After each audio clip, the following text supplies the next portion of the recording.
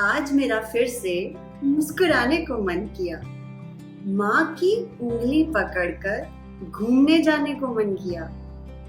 मेरी तकलीफ में मेरी माँ मुझसे ज्यादा रोई है। मुझे खिला पिला कर कभी वो खाली पेट भी सोई है।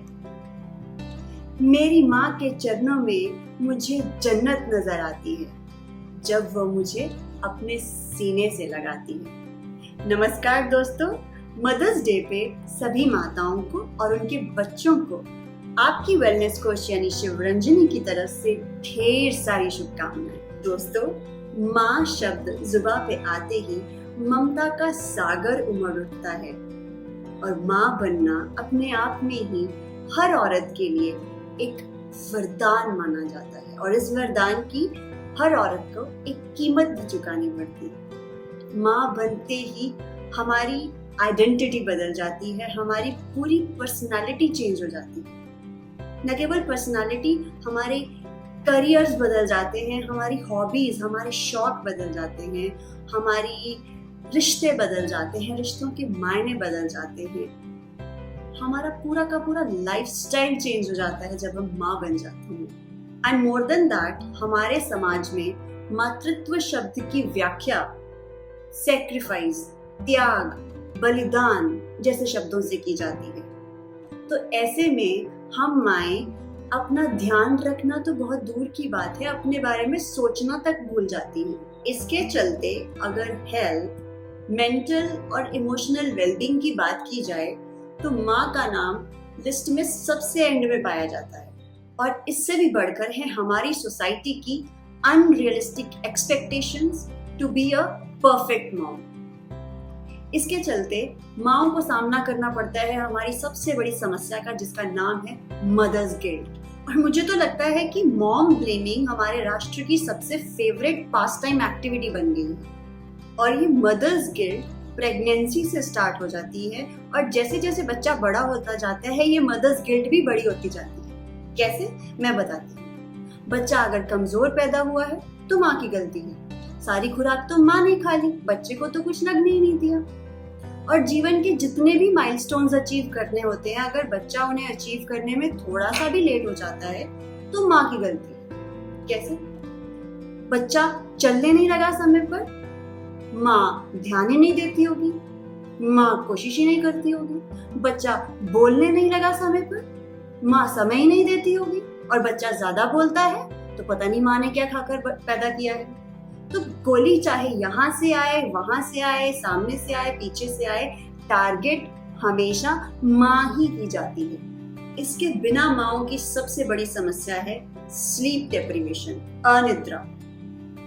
कई सालों तक माएं नींद के अभाव में जी लेती है जिंदगी अपनी। बच्चा पैदा हुआ है, इन्फेंट है, उसको फीडिंग करानी है, 2-2 घंटे बाद उसको फीड देनी है, माँ तो रात भर सो ही नहीं सकती। और ये जब बच्चा बड़ा हो भी जाता है, रात में बैठकर सेल्फ स्टडी कर रहा है तो भी 2:30 बजे माँ आकर आंखें मलती हुई पूछेगी कि बेटा दूध तो नहीं पीना, चाय तो नहीं पीनी, कुछ चाहिए तो बता देना, जगा लेना। माँ तो सो ही नहीं सकती। क्यों? क्योंकि वो तो माँ है, वो कैसे सो सकती है?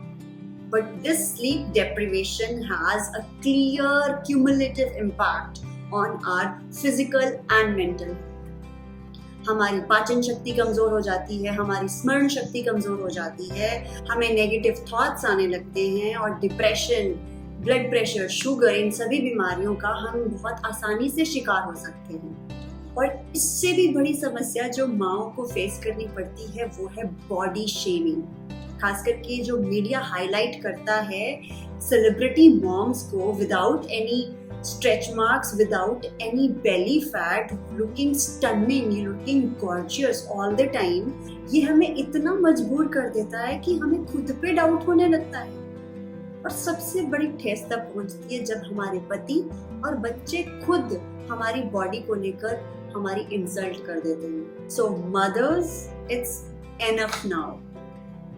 This Mother's Day, let's take time to slow down, to take a break and prioritize your mental and emotional health. And how to prioritize your mental and emotional health. उसके लिए है मेरे पास कुछ tips to take care of your mental health. Before we dive deep into the mothers mental health, आप मेरा channel subscribe कर लीजिए अगर आप मेरे चैनल पे नए हैं, और हमेशा की तरह never forget to like, comment and share my videos, specially this one, with all the mothers around you. So friends, let's quickly jump over to the great tips on mothers' mental and emotional care. और दोस्तों, आपको ये video and तक देखना पड़ेगा क्योंकि तभी आप जान पाएंगे कि हम अपनी माँओं को कैसे स्वस्थ रख सकते हैं, क्योंकि माँओं का स्वस्थ रहना हम सभी के लिए बहुत आवश्यक है। सबसे पहले तो माँ को अपनी एक्सपेक्टेशंस अपने हिसाब से सेट करने की जरूरत है। परफेक्ट मदर की डेफिनेशन सबके अनुसार अलग अलग होती है। आप अपने आप को दूसरों के पैमाने से आंकना बंद करें और अपने लिए अपने स्टैंडर्ड्स खुद चुनें। आपके बच्चे को किस तरह की पेरेंटिंग की जरूरत है, ये आपसे बेहतर और कोई नहीं डिसाइड कर सकता। So set your standards, set your expectations according to yourself. Don't follow what others say. दूसरी चीज, हमें सब कुछ अपने ऊपर लेना बंद करना होगा। अगर हम ऑलरेडी बहुत बिजी हैं, ऑलरेडी पैक्ड अप हैं, तो हमें बड़े विनम्रता पूर्वक सामने वाले को ये कहना आना चाहिए कि नहीं, न शब्द का इस्तेमाल करना आना चाहिए, ताकि हम सामने वाले को ये कह सकें कि अभी तो मैं बिजी हूँ, पर खाली समय में मैं इसके बारे में जरूर सोचूंगी, जरूर करने का प्रयास करूंगी। इसके बिना हमें एक ट्विन हैबिट इनकलकेट करनी पड़ेगी जिसका नाम है केयरिंग एंड शेयरिंग। एक जुड़वा आदत है ये केयरिंग और शेयरिंग की, जिसमें केयरिंग का मतलब ये है कि सारी केयरिंग की रिस्पॉन्सिबिलिटी माँ को अपने ऊपर लेकर नहीं जीना है। क्या हमेशा एक मदर ही केयरिंग हो सकती है? क्या घर में फादर केयरिंग नहीं हो सकता? Can't we have a caring brother, caring sister, caring son, caring daughter? अगर हम केयरिंग की रिस्पॉन्सिबिलिटी भी शेयर करेंगे तो हमारा बर्डन बहुत कम हो जाएगा और हम समाज में एक अच्छे ह्यूमन को डेवलप करने में हेल्प करेंगे, क्योंकि केयरिंग होना सभी ह्यूमंस के लिए एक बेसिक क्वालिटी है। इसके साथ साथ शेयरिंग की मैं बात करूंगी। हमें अपनी रिस्पॉन्सिबिलिटीज बच्चों से, बड़ों से, घर के सभी सदस्यों से शेयर करना आना चाहिए। तो क्या हुआ अगर आज बर्तन बेटा मांज देगा? आई हैव अ फ्रेंड, उनके घर में उनकी रिस्पॉन्सिबिलिटीज सारी एलोकेटेड हैं। शाम की 4 बजे वाली चाय घर का बेटा ही बना के सबको, 4-5 लोगों, घर के सदस्यों को पिलाता है। तो क्या हुआ अगर आज 2 किलो प्याज मेरी बेटी खरीद कर लाकर मुझे दे देगी? इससे हमारे बच्चों की सेंस ऑफ रिस्पॉन्सिबिलिटी डेवलप होगी। सिर्फ रिस्पॉन्सिबिलिटीज ही नहीं, sharing also includes the sharing of thoughts, opinions, feelings, जिन्हें समाज ने आज तक हमें सिर्फ दबाना ही सिखाया है, अपने मन की बात मन में ही दबाना सिखाया है, वो हमें खुलकर अपने परिवार में शेयर करनी चाहिए, शेयर करनी पड़ेंगी। तभी हमारे बच्चे हमसे सीखेंगे how to share their opinions, how to share their feelings. तो take a pledge dear mothers, take a pledge के डिनर टाइम को हम बेस्ट यूटिलाइज करेंगे, जहाँ पर हम अपने विचारों का आदान प्रदान कर सकें अपने फैमिली मेंबर्स के साथ। So inculcate this habit of sharing and caring. Next very important idea to boost a mother's mental health is to connect with other moms around you. It can be in your colony, आपकी colony, आपके गली मोहल्ले में दूसरी माताएं जो हैं, उनके साथ बैठिए, उनसे बातें कीजिए। और you can also join social media communities, other groups which are meant for parenting on social media. इससे आपको एक सोशल और इमोशनल सपोर्ट मिलता है। इससे आपको ये एहसास होता है कि युद्ध के मैदान में आप अकेली नहीं हैं, और भी कई वीरांगनाएं हैं जो आप ही की तरह हर चुनौती का डट कर सामना कर रही हैं। अब मैं जिस चीज के बारे में बात करने वाली हूँ, उसके बारे में कोई भी माँ अपने ख्वाब तक में नहीं सोच सकती।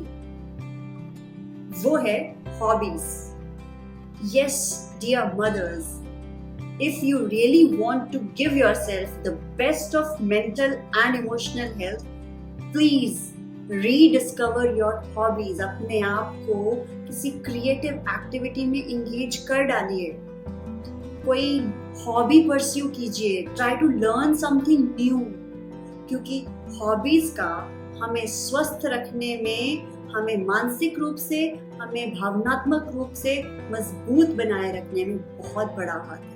कुकिंग ही नहीं, आप कुकिंग छोड़कर कोई सी भी हॉबी ट्राई करना चाहें तो कर सकते हैं, और जरूर करना चाहिए आपको, चाहे वो डांस हो, चाहे म्यूजिक हो, पेंटिंग हो, स्विमिंग हो, कुछ भी।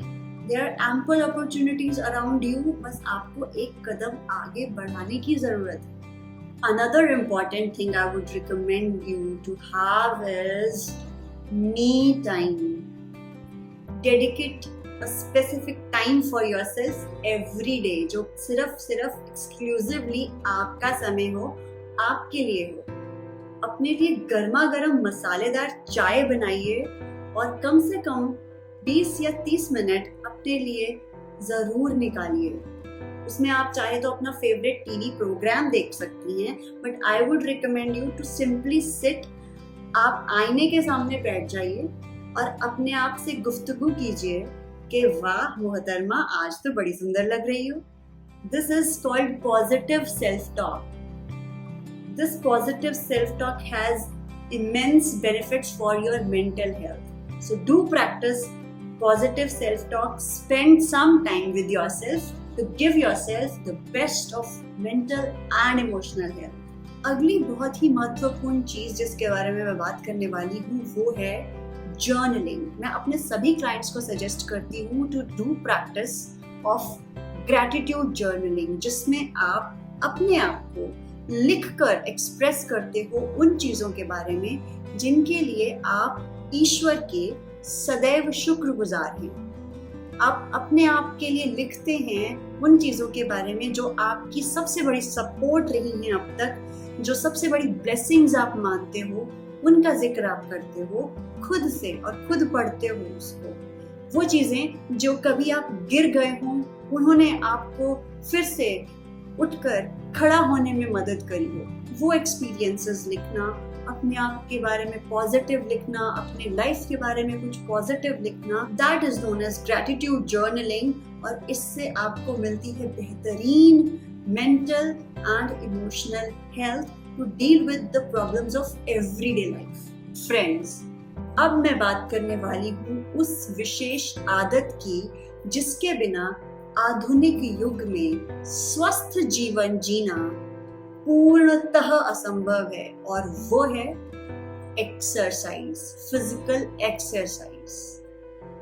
डूइंग फिजिकल एक्सरसाइज रेगुलरली, वैसे तो हमें 24 घंटे में से 1 घंटा प्रतिदिन एक्सरसाइज के लिए निकालना चाहिए, पर अगर आप एक बिगिनर हैं तो आई would say 15 minutes every day are enough to do wonders in your life. Exercise के साथ साथ मेडिटेशन को भी हमें अपने दिनचर्या में शामिल करना पड़ेगा, तभी हम अपने आप को स्वस्थ रख पाएंगे, अपने परिवार को स्वस्थ रख पाएंगे। So friends, I hope we are going to follow these tips for a mothers mental health care regularly in our daily life, क्योंकि मेंटली स्ट्रॉन्ग और इमोशनली स्टेबल मदर्स ही ऐसे बच्चों को पाल पोस कर बड़ा करती हैं जो आगे चलकर संवेदनशील, सहनशील, सेल्फ डिसिप्लिन्ड, सेल्फ कंट्रोल्ड इंसान बनते हैं, जो कि जीवन के हर क्षेत्र में कामयाबी हासिल करते हैं। So happy Mother's Day to all of us once again. Take care of your mothers.